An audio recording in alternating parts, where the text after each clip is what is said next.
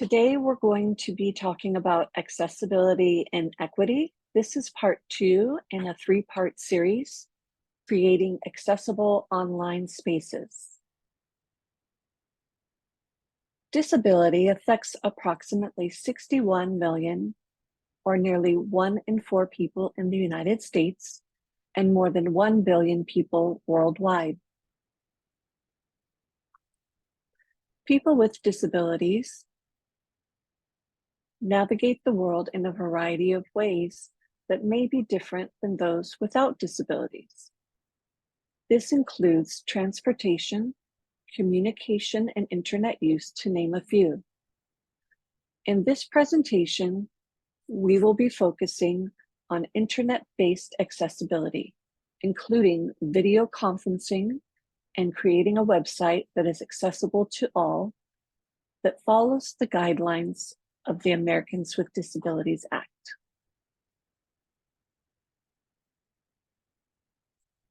So what is the Americans with Disabilities Act, also known as the ADA? This is a law that protects people with disabilities in many areas of public life. The ADA requires that businesses open to public provide full and equal enjoyment of their goods, services, facilities, privileges, advantages, or accommodations to people with disabilities. This includes businesses that are operating in a physical location, known as a brick and mortar, and those that operate exclusively online. So what is accessibility?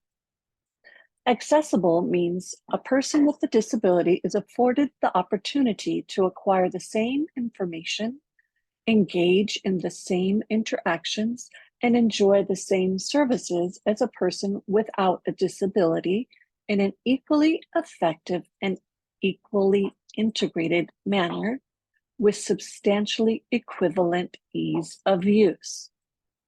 This includes the ability to acquire information, engage in interactions, purchase products or services.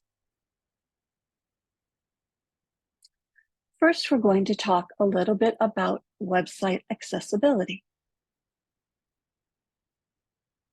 Why is website accessibility important? First, for legal reasons. Almost all websites are covered by either the ADA or Section 508 of the Rehabilitation Act. In addition to legitimate plaintiffs and advocacy groups actively defending web accessibility rights, there is also a throng of serial plaintiffs and attorneys seeking easy settlements. DEI.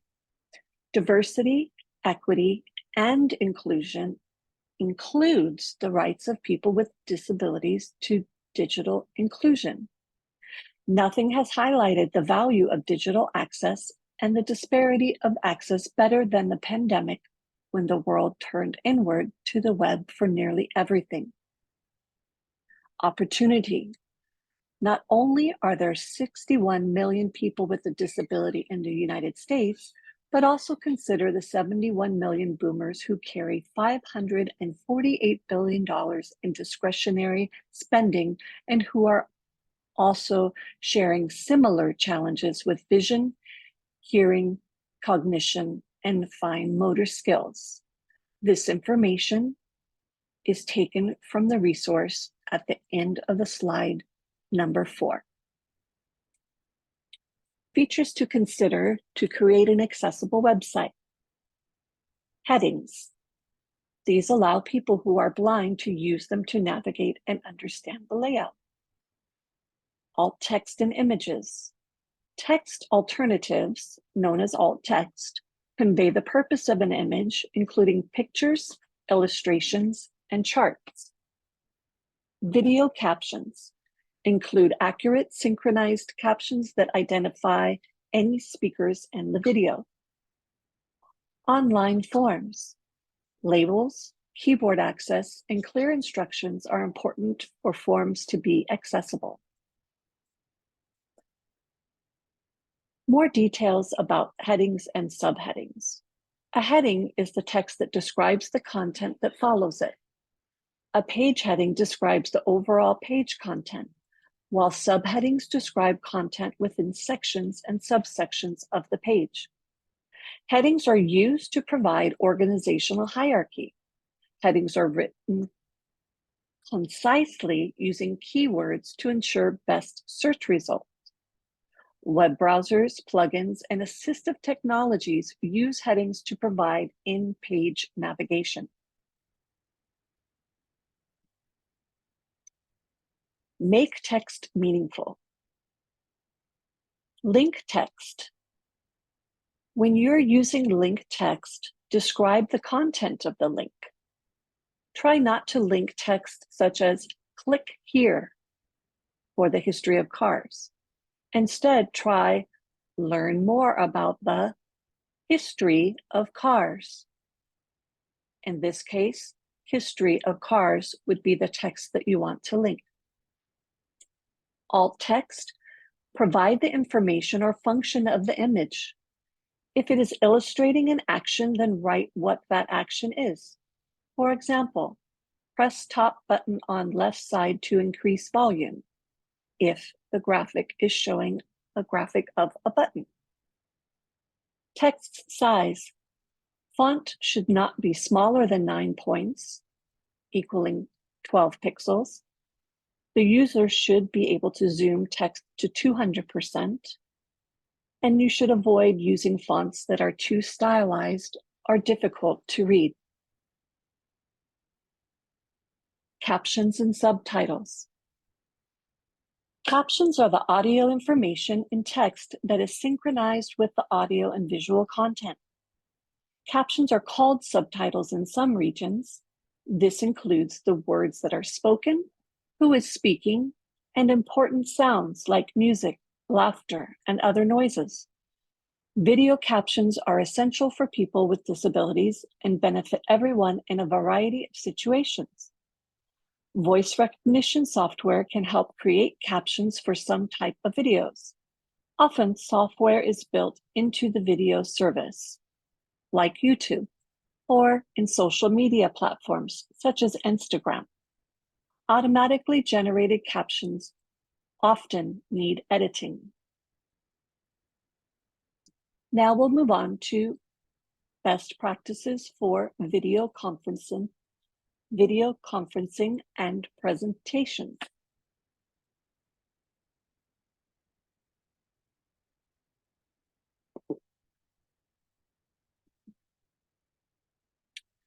Before your meeting, here are some tips for meeting preparation. Include dial-in numbers on the invite. Some deaf users use video relay services for sign language interpretation. Including dial-in numbers in the meeting invite helps them, and also those who may not have computer access to participate. Provide materials ahead of time.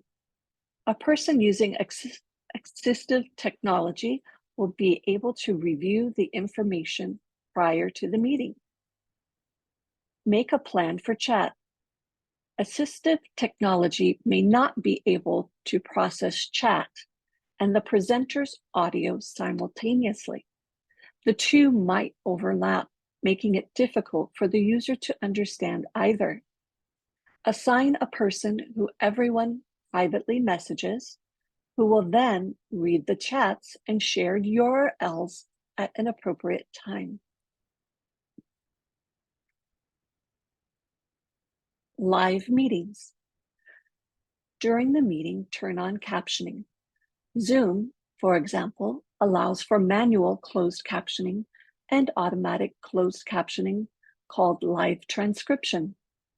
Consider providing sign language interpreters during a virtual meeting if there will be deaf or hard of hearing participants. Use an accessible virtual background.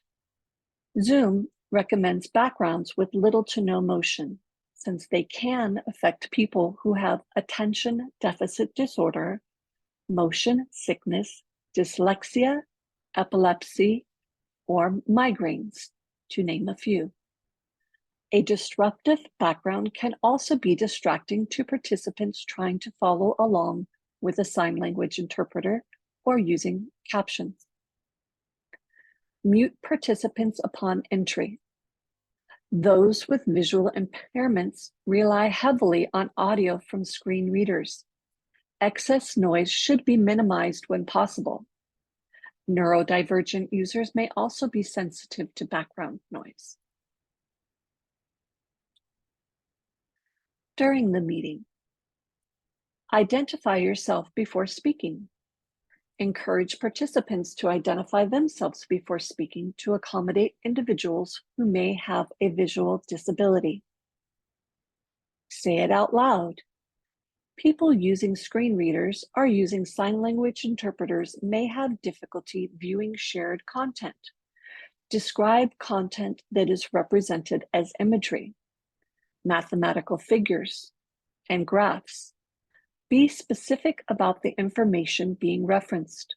Avoid nondescript language like this, here, or that, there, when referring to those images.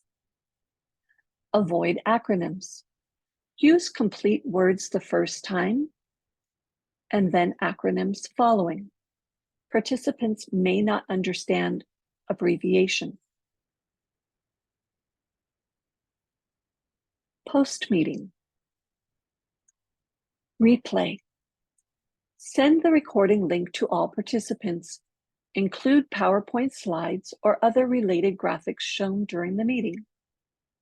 References and resources. Provide a list of any references, including book titles, websites, and speaker contact information. Always keep in mind that the individual experience is unique. The best practices offered here or in any presentation are guidelines and are in no way meant to override an individual's preferences, suggestions, or requests. I hope that you've enjoyed this information and that there are some things that you can take away going forward as you interact with people with disabilities. Next will be my reference list and resources.